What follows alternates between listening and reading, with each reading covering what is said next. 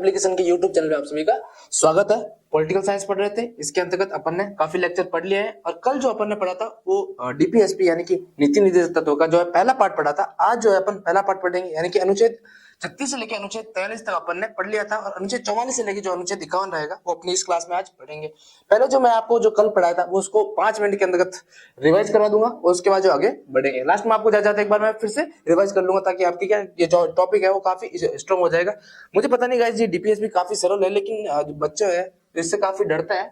मौलिक अधिकार से तो नहीं डरते लेकिन डीपीएसपी से डरते हैं, लेकिन आप निश्चित रहिए, अपन यहाँ सरल रूप से इसको करेंगे।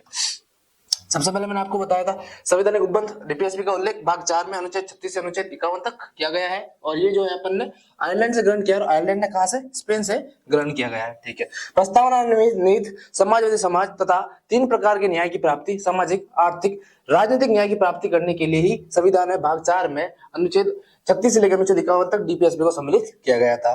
आगे देखते हैं। डीपीएसपी का प्रारंभ वही भारत ने आयरलैंड से ग्रहण किया और आयरलैंड ने कहा से, स्पेन से ग्रहण किया गया है। सही बात है। फिर देखते हैं डीपीएसपी की जो प्रथम अभिव्यक्ति है वो 1935 के भारत शासन अधिनियम के अनुदेश पत्र में होती है। संवैधानिक सलाहकार यानी कि आपको पता है संविधान को जो खाका निर्माण किया गया था वो बीएन राव के द्वारा किया गया था और समस्त अधिकारों को 2 भागों में विभक्त किया गया था। एक तो था वाद योग और एक था गैर वाद योग। वाद योग के अंतर्गत फंडामेंटल राइट्स यानी कि मौलिक अधिकार को डाला और गैर वाद योग में डीपीएसपी यानी कि राज्य के नीति निर्देशक तत्वों को डाला। वाद योग वो होता है जिसको न्यायालय के माध्यम से लागू करवाया जा सकता है और गैर वाद योग वो होते हैं जो न्यायालय के माध्यम से लागू नहीं करवाए जा सकते। ठीक है। संवैधानिक सलाहकार बीएन राव के कहने पर तेज बहादुर सप्रू ने डीपीएसपी का निर्माण यानी कि उसकी रूपरेखा प्रस्तुत की थी। ठीक है। इसके महत्व को बताते हुए डीपीएसपी को संविधान की अनोखी विशेषता डॉक्टर भीमराव अम्बेडकर ने बताया, वही ग्रीनविल ऑस्टिन ने डीपीएसपी को राज्य की आत्मा की संज्ञा दी थी। देखिएगा।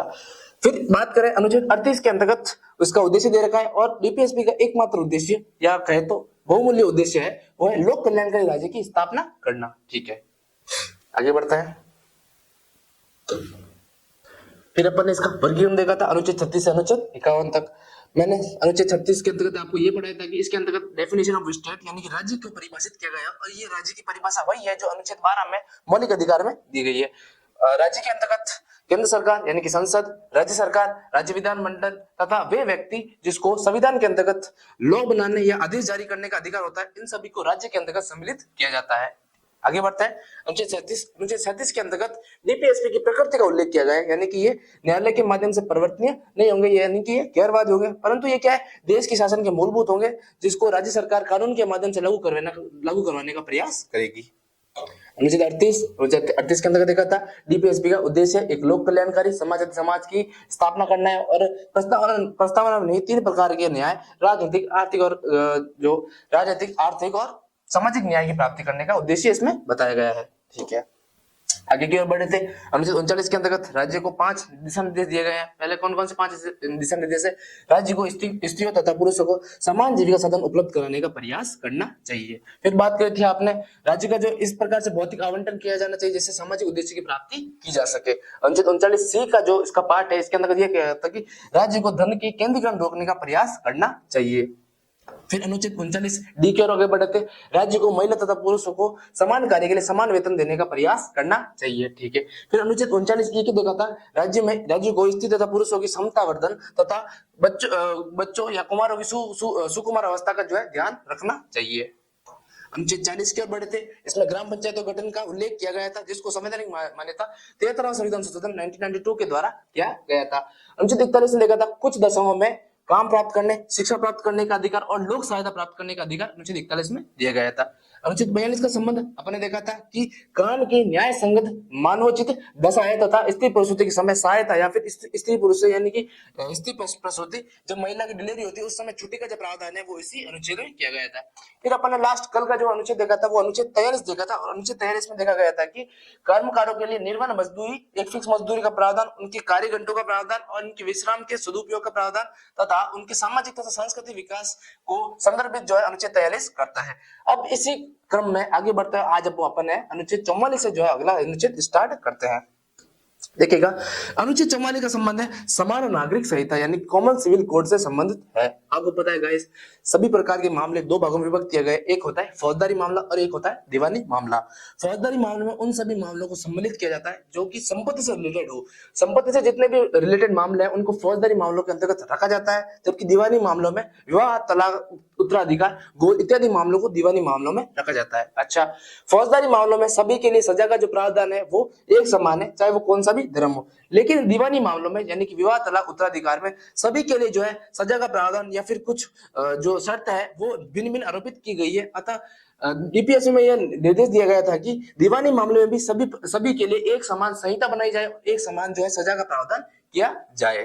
ठीक है, देखिएगा, अनुच्छेद 44 का संबंध समान नागरिक संहिता यानी कि कॉमन सिविल कोड। ठीक है, इसका अर्थ देखते हैं भाई। इसका तात्पर्य है कि दीवानी मामले जिसमें विवाह, तलाक, उत्तराधिकार, गोद लेने आदि को लेकर सभी धर्मों के लिए एक समान नियम, विधि या संहिता को लागू करना है। अच्छा, मैं आपको बता दूं, समान नागरिक संहिता वर्तमान में पूरे भारतीय देश यानी केंद्र में तो लागू नहीं है, लेकिन सिर्फ और सिर्फ भारत का एक राज्य है गोवा, एक ऐसा राज्य है जहां पर जो है समान नागरिक संहिता जो है विद्यमान कर दी गई है। देखिएगा, गोवा भारत का एकमात्र ऐसा राज्य है जहां पर समान नागरिक संहिता यानी कॉमन सिविल कोड को जो है लागू कर दिया गया है।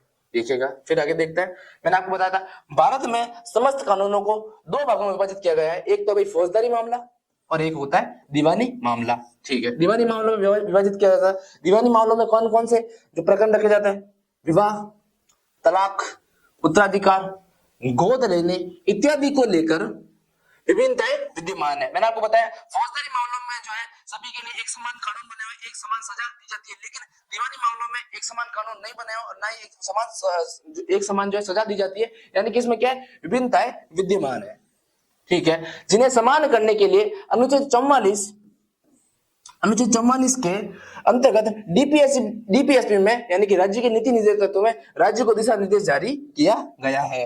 ठीक है, अपन ने कौन सा अनुच्छेद पढ़ा? अनुच्छेद 44 पढ़ा, जिसको संबंध है कॉमन सिविल कोड, समान नागरिक संहिता। सभी भारत में सभी मामलों को दो भागों में विभक्त किया गया है। एक तो होता है फौजदारी मामला जिसका संबंध संपत्ति से होता है, और एक होता है दीवानी मामला जिसका संबंध विवाह, तलाक, उत्तराधिकार, गोद से संबंध होता है। फौजदारी मामलों में सभी के लिए विधि एक समान बनी हुई, लेकिन जो दीवानी मामला है उसमें एक समान विधि नहीं बनी हुई है, और एक समान विधि बनाने के लिए अनुच्छेद 44 के अंतर्गत जो है केंद्र या फिर राज्य को दिशा निर्देश जारी किए गए हैं। और भारत में एकमात्र ऐसा राज्य है वो है गोवा, जहां पर कॉमन सिविल कोड विद्यमान है। अच्छा, इसके अंतर्गत अपन विभिन्न वाद के माध्यम से समझते हैं भाई, न्यायालय के द्वारा विभिन्न वादों के माध्यम से क्या क्या निर्णय दिया गया है। सबसे पहले बताऊंगा 1986 का सहबानुवाद निर्णय। ठीक है, सहबानुवाद के अंतर्गत सुप्रीम कोर्ट में एक निर्णय दिया गया था, जिसके अंतर्गत महिलाओं को अपने पति से गुजारा भत्ता प्राप्त करने का अधिकार प्रदान किया गया था। कौन से वाद में? सहबानुवाद, जिसका संबंध 1986 में है। इसके अंतर्गत न्यायालय के द्वारा एक क्रांतिकारी निर्णय दिया गया था, जिसके अंतर्गत मुस्लिम महिलाओं को भी अपने पति से गुजारा भत्ता प्राप्त करने का जो है अधिकार मान्य किया गया था। ठीक है, और इसके अंतर्गत केंद्र को कॉमन सिविल कोड यानी समान नागरिक संहिता को लागू करने के लिए न्यायालय के द्वारा दिशा निर्देश दिए गए थे। देखिएगा, सहबानुवाद 1986 के अंतर्गत सुप्रीम कोर्ट के द्वारा मुस्लिम महिलाओं के गुजारा भत्ता प्राप्त करने के अधिकार को मान्यता प्रदान की गई थी, तथा सरकार को कॉमन सिविल कोड यानी कि समान नागरिक संहिता के निर्माण के लिए दिशा निर्देश जारी किए गए। ठीक है, अपन ने कौन सा देखा? सहबानुवाद, महिलाओं को गुजारा भत्ता प्राप्त करने का संबंध सहबानुवाद 1986 से संबंधित है। ठीक है, फिर अगला वाद एक आया गया था सल्ला मुद्गलवाद। सल्ला मुद्गलवाद में सुप्रीम कोर्ट के द्वारा यह निर्णय दिया गया था कि मुस्लिमों में जो दूसरा विवाह करने के लिए या फिर मान लो कोई भी धर्म है इसके अंदर दूसरा विवाह करने के लिए अगर जो धर्मांतरण किया जाता है उसको अवैध करार दे दिया गया था। किस मामले में? सल्ला मुद्गल मामले में। तो मैं आपको बता दूं दूसरा वाद जिसका संबंध सल्ला मुद्गल मामले से है, किसी भी व्यक्ति के द्वारा जब दूसरे विवाह के लिए या कोई भी पीपल इसके द्वारा दूसरे विवाह के लिए धर्मांतरण करने को एक अवैध घोषित कर दिया गया था। देखिएगा, सल्ला मुद्गल वाद में न्यायालय के द्वारा दूसरे विवाह सेकेंड मैरिज के लिए धर्मांतरण को अवैध घोषित किया गया। ठीक है, कौन सा अनुच्छेद पढ़ रहा है? अनुच्छेद 44 कॉमन सिविल कोड, समान नागरिक संहिता कहां लागू किया गया है?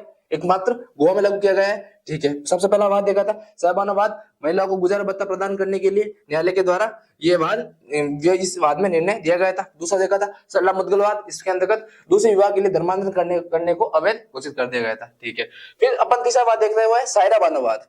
ठीक है, सायरा बानो वाद जो है 2018 में लाया गया था। सायरा बानो वर्सेस भरत संघवाद 2018 में लाया गया था, जिसके अंतर्गत मुस्लिमों में बहुचर्चित 3 तलाक को मान्यता रद्द कर दी गई, यानी कि उसको अवैध घोषित कर दिया गया था। कब किया गया था? 2018 में किया गया था, और ये एक बड़ा ही न्यायालय के द्वारा एक क्रांतिकारी निर्णय था, जिसके अंतर्गत मुस्लिमों में प्रचलित एक कुप्रथा थी, जिसको 3 तलाक कहते हैं, उसको क्या है, अमान्य कर दिया गया था। सायरा बानो वर्सेस भारत संघवाद 2018 में सुप्रीम कोर्ट के द्वारा बहुपत्नी प्रथा तथा मुस्लिमों में प्रचलित 3 तलाक की जो प्रथा है, यानी जो मुस्लिमों में तलाक तलाक तलाक करके डाइवोर्स दे दिया जाता है, इस प्रथा को क्या है, अवैध घोषित कर दिया गया था। किसके द्वारा अवैध घोषित कर दिया गया था? जो है न्यायालय के द्वारा अवैध घोषित कर दिया गया था। कौन सा आर्टिकल पढ़ा? अनुच्छेद 44 समान नागरिक संहिता कॉमन सिविल कोड, जिसके अंतर्गत सारे मामले 2 भागों में विभक्त किए गए हैं, फौजदारी मामला, दीवानी मामला। फौजदारी मामले में सारे मामले के जो है एक साथ संहिता बंद होता है, लेकिन दीवानी मामलों में अलग अलग संहिता होती है। इसको इस भिन्नता को समाप्त करने के लिए अनुच्छेद 44 में दिशा निर्देश दिए गए हैं। ठीक है, और गोवा एकमात्र ऐसा राज्य है जो कि भारत में एकमात्र जो है कॉमन सिविल कोड लागू कर दी गई है। फिर अपन ने न्यायिक दृष्टिकोण के अंतर्गत 3 वाद देखे थे। साहबानावाद, जिसका संबंध मुस्लिम महिलाओं के गुजारा भत्ता प्राप्त करने संबंधित है। फिर देखा था सरला मुद्गलवाद, दूसरे विवाह के लिए धर्मांतरण को अवैध घोषित या अमान्य घोषित कर दिया गया था। फिर देखा था अपन ने सायरा बानोवाद बनाम भारत संघवाद 2018 में मुस्लिमों में बहुचर्चित जो थी एक तो बहुपत्नी प्रथा और मुस्लिमों में प्रचलित 3 तलाक प्रथा को अमान्य घोषित कर दिया गया है। आगे बढ़ते हैं, अनुच्छेद 45। ठीक है, अनुच्छेद 45 का संबंध निःशुल्क व अनिवार्य शिक्षा से है। ठीक है, कैसे है गाइस? निःशुल्क व अनिवार्य शिक्षा से है। इसके अंतर्गत राज्य को यह निर्देश दिया गया है कि 6 से 14 वर्ष तक के बालकों को निःशुल्क व अनिवार्य शिक्षा दी जाए। मैं फिर से बता दूं, अनुच्छेद 45 का संबंध निःशुल्क व अनिवार्य शिक्षा से है। इसके अंतर्गत राज्य को डीपीएसपी के द्वारा यह दिशा निर्देश दिए गए हैं कि 6 से 14 वर्ष के बालक बालिकाओं को निःशुल्क व अनिवार्य शिक्षा दी जाए। लेकिन एक 86वें संविधान संशोधन 2002 के माध्यम से इसकी जो दिशा निर्देश को थोड़ा परिवर्तन करके इसमें जो 6 से 14 वर्ष तक के बालक बालिकाओं को अनुच्छेद 21 में डाल दिया गया है, जबकि अनुच्छेद 45 में इसको 0 से 6 वर्ष तक का कर दिया गया है। ठीक है, मैं फिर से रिपीट करा दूं, अनुच्छेद 45 का संबंध 6 से 14 वर्ष तक के बालक बालिकाओं को अनिवार्य और निःशुल्क जो है निःशुल्क शिक्षा सहायता से संबंधित है। इसके अंतर्गत 86वें संविधान संशोधन 2002 के माध्यम से इसके दिशा निर्देश को थोड़ा परिवर्तन करते हुए वर्तमान में इसको 0 से 6 वर्ष तक के लिए कर दिया गया है, और 6 से 14 वर्ष तक के लिए जो है अनुच्छेद 21 में आरटीई के तहत इसको एक मौलिक अधिकार बना दिया गया है। देखिएगा, अनुच्छेद 45 निःशुल्क तथा अनिवार्य शिक्षा, इसमें 6 से 14 वर्ष तक के बालकों के लिए राज्य के द्वारा निःशुल्क तथा अनिवार्य शिक्षा को लेकर दिशा निर्देश जारी किए गए हैं। ठीक है, तो 6 से 14 वर्ष तक के बालक बालिकाओं के लिए निःशुल्क शिक्षा का जो प्रावधान किया गया है वो अनुच्छेद 45 डीपीएसपी के तहत किया गया है। फिर मैंने बताया था 86वें संविधान संशोधन जो कि 2002 में किया गया था के माध्यम से अनुच्छेद 45 की जो है विषय वस्तु को थोड़ा बदल दिया गया है तथा राज्य को अब 0 से 6 वर्ष, कितने? 0 से 6 वर्ष प्रारंभिक शैशवावस्था से लेकर 6 वर्ष तक के बालकों को देखभाल तथा निःशुल्क शिक्षा को लेकर दिशा निर्देश जारी किए गए हैं। ठीक है, तो निःशुल्क व अनिवार्य शिक्षा का प्रावधान अनुच्छेद 45 में कहां से कहा था? जो है 6 से 14 वर्ष तक के बालक बालिकाओं के लिए किया गया था, लेकिन 86वें संविधान संशोधन 2002 के माध्यम से इस दिशा निर्देश को थोड़ा बदलते हुए वर्तमान में इसको 0 से 6 वर्ष तक के लिए कर दिया गया है, क्योंकि 6 से 14 वर्ष तक के लिए अनिवार्य शिक्षा यानी कि राइट टू एजुकेशन का प्रावधान अनुच्छेद 21 में एक मौलिक अधिकार के तौर पर बदल दिया गया है। ठीक है, अनुच्छेद 45 पढ़े। अब आज की क्लास में कॉमन सिविल कोड अनुच्छेद 44 पढ़ लिया, अनुच्छेद 45 निःशुल्क तथा अनिवार्य शिक्षा अपन ने पढ़ लिया है। आगे की ओर बढ़ते हैं, अनुच्छेद 46। अनुच्छेद 46 का संबंध गाइस अनुसूचित जाति, अनुसूचित जनजाति तथा अन्य पिछड़े वर्ग के लोगों के लिए सामाजिक व शैक्षणिक उत्थान के लिए राज्य को उठाने हेतु जो कदम उठाने चाहिए उनका जो प्रावधान किया गया है। ठीक है, अनुच्छेद 46 का संबंध राज्य में अनुसूचित जाति, अनुसूचित जनजाति तथा अन्य पिछड़ा वर्ग को सामाजिक तथा शैक्षणिक दृष्टि से उत्थान की दृष्टि से जो राज्य को कदम उठाने चाहिए उसका प्रावधान अनुच्छेद 46 में किया गया है। समझ में आ रहा होगा आपको? देखते हैं अनुच्छेद 46। राज्य को अनुसूचित जाति एवं अनुसूचित जनजाति तथा समाज के अन्य दुर्बल वर्गों के आर्थिक तथा शैक्षणिक उन्नति के लिए प्रयत्न करने का प्रयास करना चाहिए। मैंने फिर से बता दूं, रिपीट करा दूं, अनुच्छेद 46 का संबंध राज्य में अनुसूचित जाति, अनुसूचित जनजाति तथा अन्य दुर्बल वर्ग के सामाजिक तथा शैक्षणिक उत्थान के लिए राज्य को क्या कदम उठाने चाहिए, इसका संबंध अनुच्छेद 46 से है।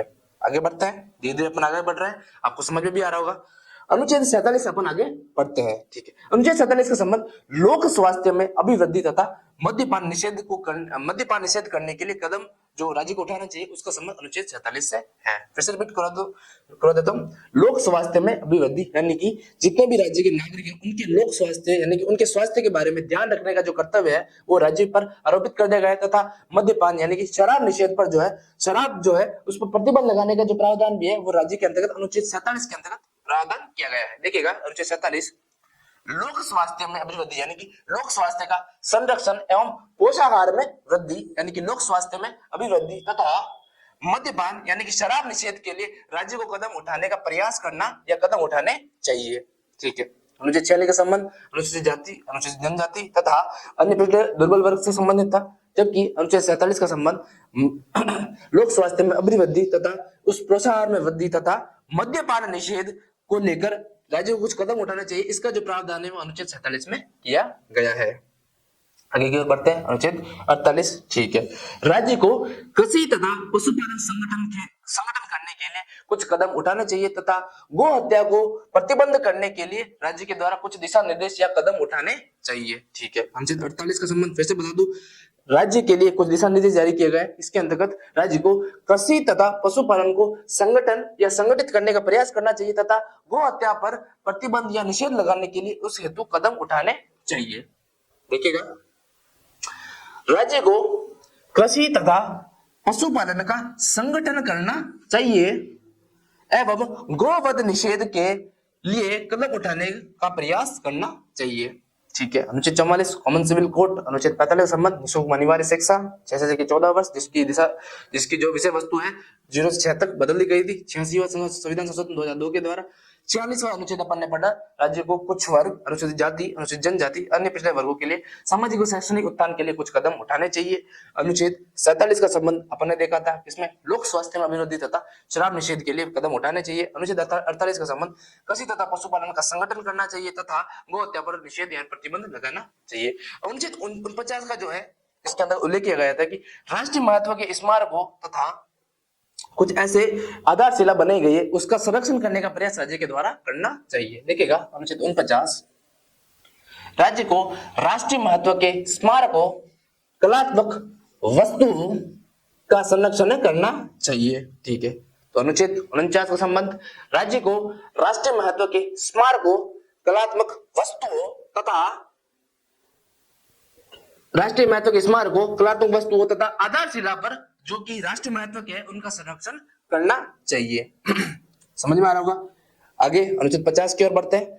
अनुच्छेद 50 का जो संबंध है, राज्य को ऐसे प्रयास करने चाहिए जिसमें कार्यपालिका तथा न्यायपालिका को क्या किया जाए, सत्य पृथक्करण किया जा सके, यानी कि कार्यपालिका के अपने कार्य है, न्यायपालिका के स्वयं के अपने कार्य, इन दोनों के बीच में कुछ कॉन्फ्लिक्ट ना हो, इन दोनों को शक्ति पृथक्करण के हिसाब से अलग अलग रखा जाए, इस हेतु राज्य को कदम उठाना चाहिए और ऐसा प्रयास करना चाहिए। राज्य को लोक सेवाओं में कार्यपालिका तथा न्यायपालिका को एक दूसरे से पृथक करने के लिए कदम उठाने चाहिए, ठीक है। अनुच्छेद 50 पढ़ रहे थे, इसके अंदर ले लिखा गया है कि राज्य को लोक सेवाओं के लिए कार्यपालिका तथा न्यायपालिका को एक दूसरे से पृथक करने का प्रयास करना चाहिए। इससे पूर्व अनुच्छेद 49 पढ़ा था, जिसका संबंध राष्ट्रीय महत्व के स्मारकों, आधारशिला, कलात्मक वस्तुओं का संरक्षण करने का प्रयास राज्य को करना चाहिए। इसके पश्चात देखा था, राज्य को लोक सेवाओं में कार्यपालिका तथा न्यायपालिका को पृथक करने का जो है, एक दूसरे पृथक करने का जो है प्रयास करना चाहिए, ठीक है। अनुच्छेद 51 आगे की ओर बढ़ते हैं, जिसका संबंध अंतरराष्ट्रीय शांति तथा सुरक्षा से संबंधित है, ठीक है। अच्छा, पारंपरिक भारत की विदेश नीति के जो तत्व है वो भी अनुच्छेद 51 से ही मिलते जुलते है, और पारंपरिक विदेश नीति के सूत्रधार है वो आपने पता है आपको, पंडित जवाहरलाल नेहरू है, और इन्होंने अनुच्छेद 51 के दृष्टि को मद्देनजर रखते हुए जो पंचशील समझौता चीन के अंतर्गत या तिब्बत के आपस में परस्पर सहयोग से किया गया था, वो भी अनुच्छेद 51 से ही उद्घोषित है। मैं आपको बता दूं, विदेश नीति के सूत्रधार अपने कौन थे, पंडित जवाहरलाल नेहरू थे, और इन्होंने जो पंचशील समझौता तिब्बत या फिर चीन से किया गया था उसके जो इसकी जो प्रणेता थी जो अनुच्छेद 51 ही रही थी। अनुच्छेद 51 का संबंध अंतरराष्ट्रीय शांति तथा सुरक्षा से संबंधित है। देखिएगा अनुच्छेद 51 अंतरराष्ट्रीय शांति तथा सुरक्षा की अभिवृद्धि राज्य को निम्न आदर्शों की प्राप्ति करने के लिए यत्न करने चाहिए। ठीक है, मैंने बताया अनुच्छेद 51 संबंध अंतरराष्ट्रीय शांति तथा सुरक्षा से संबंधित है तथा राज्य को जो इस संबंध में निम्न कदम उठाने चाहिए। अंतरराष्ट्रीय शांति तथा सुरक्षा में वृद्धि। ठीक है, अनुच्छेद 51 का संबंध इससे ही है। क्या है गाइस? अंतरराष्ट्रीय शांति तथा सुरक्षा में वृद्धि। दूसरा पॉइंट देखिएगा, विभिन्न राष्ट्रों के मध्य मैत्रीपूर्ण संबंधों की स्थापना। ठीक है, विभिन्न राष्ट्रों के मध्य मैत्रीपूर्ण संबंधों की स्थापना है, वो भी अनुच्छेद 51 के अंतर्गत सम्मिलित है। देखिएगा तीसरा, अंतरराष्ट्रीय कानून तथा संधियों का पालन। क्या है गाइस? अंतरराष्ट्रीय कानून जितने भी यूएन यानी यूनाइटेड नेशन के द्वारा जो भी कानून बनाए गए हैं, जो भी ट्रीटीज आपस के देशों में की जाती है, उन सभी का जो पालन है उसकी जो संहिताबद्ध किया गया है वो भी अनुच्छेद 51 के तहत किया गया है। देखिएगा, राज्य को आपसी विवादों का समाधान युद्ध के स्थान पर मध्यस्थता तथा वार्ता के माध्यम से किया जाना चाहिए। ये भी उल्लेख अनुच्छेद 51 में किया गया है। अनुच्छेद 51 का संबंध अंतरराष्ट्रीय शांति तथा सुरक्षा से अंतर्गत राज्य को कुछ निम्न जो है चीजों का पालन करना चाहिए। कौन कौन सी है? पहली चीज देखते हैं, अंतरराष्ट्रीय शांति तथा सुरक्षा में वृद्धि करनी चाहिए। ठीक है, दूसरा पॉइंट अपन देखते हैं क्या है, विभिन्न राष्ट्रों के मध्य मैत्रीपूर्ण संबंधों की स्थापना करनी चाहिए। फिर तीसरा पॉइंट देखते हैं, अंतरराष्ट्रीय कानून तथा संधियों का पालन, ट्रीटी का पालन अपन को करने चाहिए। जो भी यूएन के द्वारा संधियां बनाई जाती है या फिर जो संहिताबद्ध कानून किए जाते हैं उनका पालन करना चाहिए। राज्य को आपसी जो मतभेद है उनको युद्ध के स्थान पर समाधान यानी कि बातचीत के द्वारा हल करने चाहिए। ठीक है, अब अनुच्छेद 51 क्या महत्व है? भारतीय विदेश नीति की प्रारंभिक अभिव्यक्ति डीपीएसपी के अनुच्छेद 51 भाग 4 से ही होती है। जब मैंने आपको बताया था भारत के विदेशी प्रारंभिक विदेश नीति के सूत्रधार जो थे पंडित जवाहरलाल नेहरू थे, इनके द्वारा ये पंचशील समझौता है वो अनुच्छेद 51 के तहत ही किया गया था। और इसके महत्व को दर्शाते हुए ये बताया जा सकता है कि भारतीय विदेश नीति की जो प्रारंभिक अभिव्यक्ति है वो डीपीएसपी के माध्यम से अनुच्छेद 51 में ही होती है। ठीक है गाइस, तो अपन ने कल डीपीएसपी का भाग पहला पढ़ा था, अनुच्छेद 36 से लेकर अनुच्छेद 43 कल कवर किया था। और आज मैंने बड़ी सुस्पष्ट तरीके से अनुच्छेद 44 से लेकर अनुच्छेद 51 तक पढ़ाया है। अच्छा, किन किन संविधान संशोधन के द्वारा क्या क्या जो है डीपीएसपी में और कौन कौन संशोधन किए गए थे और कौन से संविधान संशोधन के द्वारा किस अनुच्छेद में क्या जोड़ा गया था, वो अपन अगली क्लास यानी कि डीपीएसपी के पार्ट 3 में करेंगे। कल जो है डीपीएसपी में आपको कंप्लीट करवा दूंगा। उसके साथ भी जो क्या है मींस में लिखने के लिए क्या है क्वेश्चन दूंगा मैं आपको 100 शब्द 15 शब्द या फिर 50 शब्द में कुछ क्वेश्चन दूंगा। ठीक है, आज जो अपन ने पढ़ा वो अपन एक बार फिर से रिवाइज कर लेते हैं फटाफट से। ठीक है, आज अपन ने देखा था कहां से, यहां से देखा था अनुच्छेद 44 कॉमन सिविल कोड यानी कि समान नागरिक संहिता से अपन ने आज स्टार्ट किया था। ठीक है, आपको पता है भारत में सभी मामले दो भागों में विभक्त किए गए। एक होता है फौजदारी मामला जिसका संबंध संपत्ति से संबंधित होता है और दूसरा होता है दीवानी मामला जिसका संबंध विवाह, तलाक, उत्तराधिकार या गोद देने से संबंधित होता है। फौजदारी मामले में सभी के लिए जो कानून है वो एक समान बनाया जाता है तथा सजा का प्रावधान भी एक समान है, जबकि दीवानी मामलों के लिए जो कानून बनाए गए वो अनेक धर्मों के हिसाब से अलग अलग बनाए गए हैं और इसकी सजा का प्रावधान भी थोड़ा अलग अलग है। ठीक है, तो दीवानी मामलों में छाई हुई जो विभिन्नता है उसको एक समान लाने के लिए अनुच्छेद 44 के अंतर्गत इसको संहिताबद्ध करने का प्रयास किया गया है तथा भारत में एकमात्र गोवा ऐसा राज्य है जिन्होंने कॉमन सिविल कोड यानी समान नागरिक संहिता को लागू कर दिया गया है। ठीक है, विभिन्न न्यायिक दृष्टिकोण देखा था। विभिन्न वादों के माध्यम से न्यायिक सुप्रीम कोर्ट के द्वारा क्या क्या फैसले दिए गए थे। सबसे पहले सबानोवाद 1986 के माध्यम से मुस्लिम महिलाओं को अपने पति से गुजारा भत्ता प्राप्त करने का जो अधिकार दिया गया था तथा राज्यों को यह दिशा निर्देश प्रदान किया गया था कि इस संबंध में कॉमन सिविल कोड लागू करने का प्रयास करे। फिर देखा था अपने सलाम मुद्गलवाद, इसके अंतर्गत कोई भी व्यक्ति दूसरे शादी करने के लिए या दूसरे विवाह के लिए अगर धर्मांतर करता है उसको अवैध घोषित कर दिया गया है। फिर अपन ने आगे बढ़ा था और लास्ट बार देखा था सायरा बानो बनाम भारत संघवाद जो कि 2018 में थे। इसके अंतर्गत यह फैसला दिया गया था कि मुस्लिम में बहुपत्नी प्रथा तथा 3 तलाक को जो है अवैध या गैर कानूनी घोषित कर दिया गया था। ठीक है, फिर अपन ने अनुच्छेद 45 देखा था जिसका संबंध निःशुल्क व अनिवार्य शिक्षा से संबंधित था। इसके अंतर्गत यह कहा गया है कि इसमें 6 से 14 वर्ष तक के बालक बालिकाओं के लिए निःशुल्क व अनिवार्य शिक्षा का प्रावधान कर दिया गया है। 86वां संविधान संशोधन 2002 के माध्यम से इसकी विषय वस्तु को परिवर्तन करते हुए इसमें वर्तमान में 0 से 6 वर्ष तक यानी कि सहस्व अवस्था से लेकर 6 वर्ष तक के बालकों को देखभाल तथा निःशुल्क शिक्षा देने का प्रावधान किया गया है। फिर अपन ने पढ़ा था कौन सा अनुच्छेद 46, जिसके अंतर्गत ये दिया गया था कि राज्य को अनुसूचित जाति, अनुसूचित जनजाति तथा अन्य दुर्बल वर्गों के सामाजिक तथा शैक्षणिक उत्थान के लिए कुछ कदम उठाने चाहिए। ठीक है, फिर बात करी थी अपन अनुच्छेद 47, लोक स्वास्थ्य में अभिवृद्धि तथा पोषाहार में अभिवृद्धि तथा मद्यपान निषेध यानी कि शराब निषेध पर को लेकर राज्य के द्वारा कदम उठाने चाहिए। ठीक है, अनुच्छेद 48 पढ़ा था, जिसका संबंध राज्य को कृषि तथा पशुपालन को संगठित करने का प्रयास करना चाहिए तथा गो हत्या निषेध या गो हत्या प्रतिबंध के लिए जो कुछ जरूरी कदम उठाना चाहिए वो राज्य को दिशा निर्देश दिए गए थे। ठीक है, आगे देखा था अपन ने अनुच्छेद 49, जिसका संबंध राज्य को राष्ट्रीय महत्व के स्मारकों, कलात्मक वस्तुओं तथा आधारशिला जो भी नेशनल मोमेंटो है उसका जो है संरक्षण करने का प्रयास करना चाहिए। फिर अपन ने अनुच्छेद 50 पढ़ा था और अनुच्छेद 50 के तहत राज्य को लोक सेवाओं में कार्यपालिका तथा न्यायपालिका को पृथक करने का प्रयास करना चाहिए।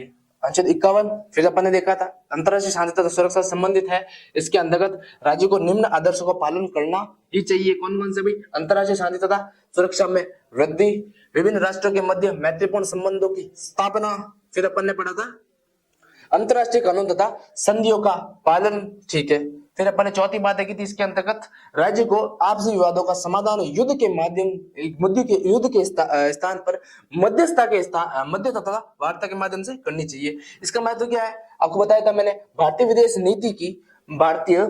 नीति की प्रारंभिक अभिव्यक्ति डीपीएसपी के अनुच्छेद 51 से ही होती है। ठीक है, अब अपन जो है अगली क्लास में क्या पढ़ेंगे मैं आपको पहले ही बता दूं। अगली क्लास में जो अपन कौन से संविधान संशोधन से क्या क्या जोड़ा गया था, जैसे कि 42 संविधान संशोधन से क्या जोड़ा गया था, 44 संविधान संशोधन से डीपीएसपी में क्या जोड़ा गया था, 97 संविधान संशोधन के द्वारा डीपीएसपी में क्या क्या जोड़ा गया था। ठीक है, फिर अपन ने जो है इसमें आपको फंडामेंटल राइट तथा डीपीएसपी में क्या डिफरेंस होने चाहिए मींस के पर्सपेक्टिव से, छोटा एग्जाम हो चाहे बड़ा एग्जाम हो पूछते हैं तो क्या क्या डिफरेंस है। ठीक है, न्यायालय तथा केंद्र के मध्य इसमें क्या चिटाकसी रही थी, क्या क्या वाद इसके अंतर्गत आए गए थे वो अपन देखेंगे, तथा इसके साथ ही इन डीपीएसपी को और किस तरीके से वर्गीकरण किया गया था व्यवहार में डीपीएसपी को अब तक क्या सा उपयोग में लिया गया था, ये जो अपन कल की क्लास में देखेंगे। यानी कि डीपीएसपी जो है अपन कल की क्लास यानी कि पार्ट 3 में जो संपूर्ण कर लेंगे। पहले पार्ट में अनुच्छेद 36 से लेकर अपन ने अनुच्छेद 43 तक पढ़ाया गया था मैंने, फिर अपन ने अनुच्छेद 44 से अनुच्छेद 51 आज पढ़ लिया। आगे के जो संविधान संशोधन के द्वारा क्या क्या जोड़ा गया है एक तो वो चीज, और फंडामेंटल राइट तथा